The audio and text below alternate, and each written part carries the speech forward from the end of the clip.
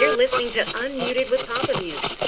Because I am heading into this. I did 8 months of research when I wrote this in 2005. I did 8 months of research before I wrote one word.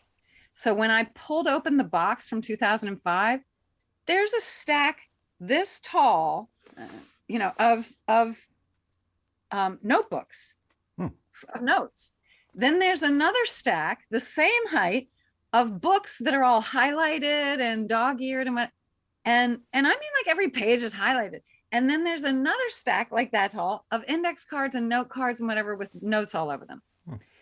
And I looked at the box and thought, but I wanted to feel, I don't want to write the book until I feel as pregnant with the idea as I did, when I was fully immersed in that 8 months of 8 months of research. I accidentally taught myself how to read hieroglyphs because I was so deep into this story. Wow. And so I was like, how do I get back to that from this? I mean, I'm looking at the box going, I don't even know I don't even know what to open. And so I thought, actually, Laura, you know exactly what to do. Do your 3-step prep. So I started working on it in the way that I know works and is repeatable and is easy and fun and inspiring, instead of torturing myself and hating it and then getting frustrated and walking away. And I am only like 2 or 3 weeks into this process, and I am so on fire. I'm so excited. I've already figured out it's a 2-book series. I already know I have all the chapters laid out. I am on it. It is happening. Cool. So I am writing this 2-book series, The Source. And that's one thing I'm working on right now. I'm also directing and obviously, if you're interested in learning the 3-step prep, I highly recommend that you check out Writing Unblocked. And I also have a 6-video course that's designed to go with it. That's called Creating Characters, that takes everything I know from acting, my master's in creative writing, all my training at Writers Boot Camp for screenplays, and takes all that and puts it all together to teach you how to make 3-dimensional characters that, help drive your story forward. Now, where can people find those books? Those you can find on my website at lauracayouette.com. There's direct links from there. Those are the only 2 products I have that are not available on Amazon. Everything else I have, you can just, get it on Amazon. But those 2 writing tools are only available through an off-site place. And the good news about that is that I can offer discounts, and I'm happy to offer your audience. So I'm also working on, I'm directing my first documentary. Oh, nice.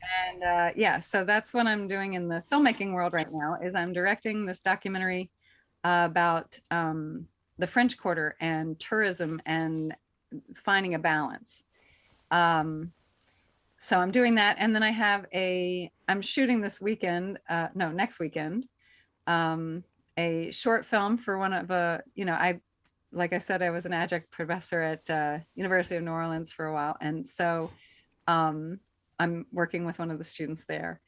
And then I have a movie coming out soon, I think, called Off-Ramp Juggalo Road, which is, do you know what a juggalo is? I know what a gigolo is. Right. Well, have you ever heard of the Insane Clown Posse? Yes. Okay, so the Insane Clown Posse's groupies are called juggalos. And they wear the black and white paint and they, the whole thing. So this is a movie set in that universe. And I'm just in the first 5 minutes, but I play a prison warden who basically helps you understand that culture is everywhere. Okay. I'm in. Yeah, it's fun. And that's, again, another former student who they're producing that's a feature film, and that's her first feature film. Oh. She's become an award-winning short film director, and so now she's producing. I mean, your life is on Google in a sense. Oh yeah. Photos, and I mean, a lot of photos, mostly nice. I mean, obviously.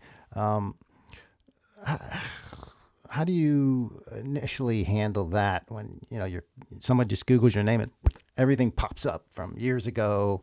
Whether you're in a bikini or you're in a dress, or I mean, it's boom. What's the mindset there? I do think it's funny how they find the bikini ones. I did an ice bucket challenge and it got a lot of hits. And I was like, this is not because of the ice. This is definitely because I chose to do this in a bathing suit. I don't know. I don't have I am not ashamed of any of the photos of me. There's nothing out there that I would say, you're not allowed to look at that. Right. Right. I don't have any children, so that always makes it easier to have done that at every time in my life, to have, been in my underwear for a lot of my life, career-wise. If you're not familiar with my career, a lot of it took place in my underwear. So yes. yeah, and I'm not only am I okay with that, I am proud of that. Quentin used to call me the Joe motherfucking Lewis of the under 5 in her underwear. So okay. that's something that I owned. I was the girl you hired when you needed somebody to come in and have a quick moment and make a lasting impression, a la Kill Bill, Enemy of the State, whatever, in my underwear. So I don't have a problem with anything that's out there, and that's by design.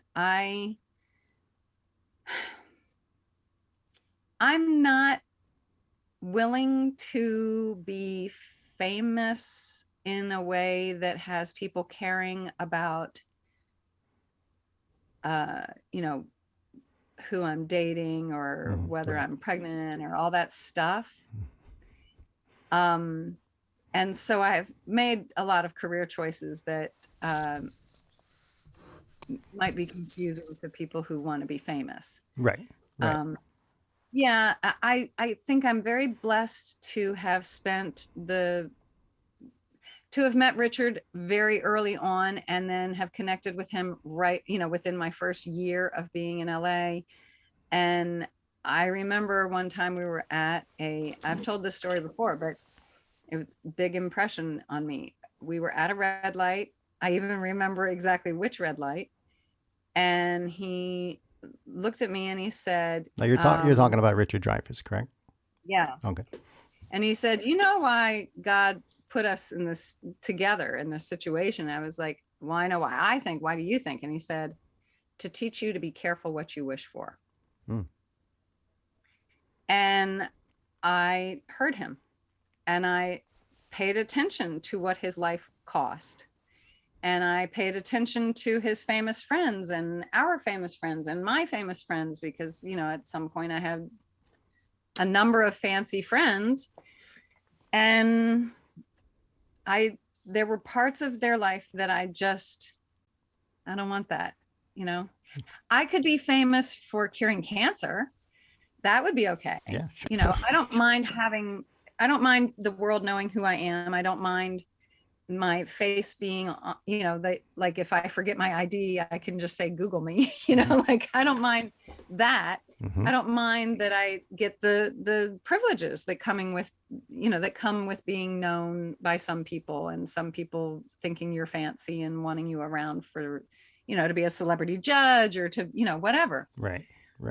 But I really need for my life to belong to me. And I chose a city, a lifestyle, and a husband that don't like all that stuff.